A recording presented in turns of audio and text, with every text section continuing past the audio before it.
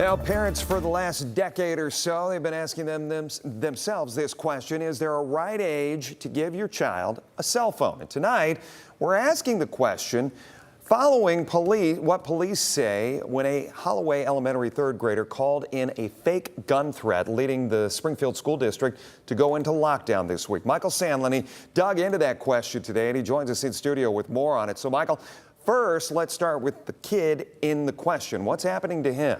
Well, Jeff, police have decided not to press criminal charges. Now, as for school discipline, Superintendent Matt Geha says that will be handled privately, saying they have great kids who sometimes make bad choices. But this incident raises a larger question about really young kids having tools as powerful as cell phones. So today I spoke to parents and a clinical counselor getting their takes on raising children in the digital age. In an age where the dangers of the internet lurk around every digital corner, and real-world ramifications can come from a prank call, what's the right age for a child to have a cell phone? It's a question parents at the Wildwood Metro Park playground say they've wrestled with their own kids. Absolutely. I toyed with it for probably a year before I even made the decision.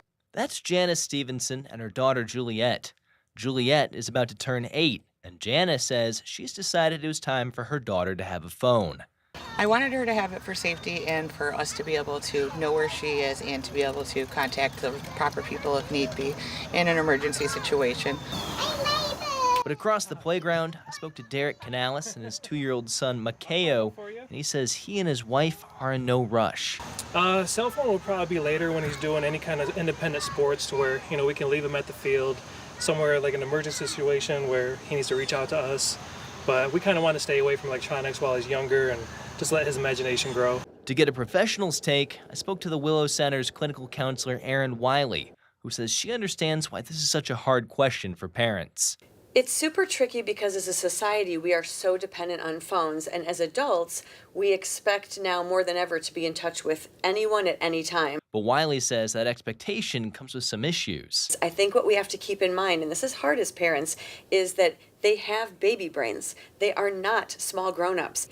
I would say a good rule of thumb for kids, I think a lot of parents now who are recognizing this are saying 8th grade. But Wiley understands in a world where after-school events start young, that's not always an option.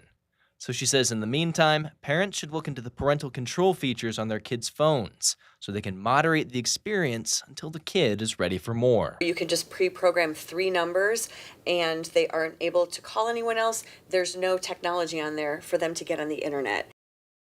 Wiley says this incident also proves you need to hammer home the importance of calling 911 before you give your child a phone, saying no matter the age, this is something that starts at home. In studio, I'm Michael Sandlin for WTOL 11.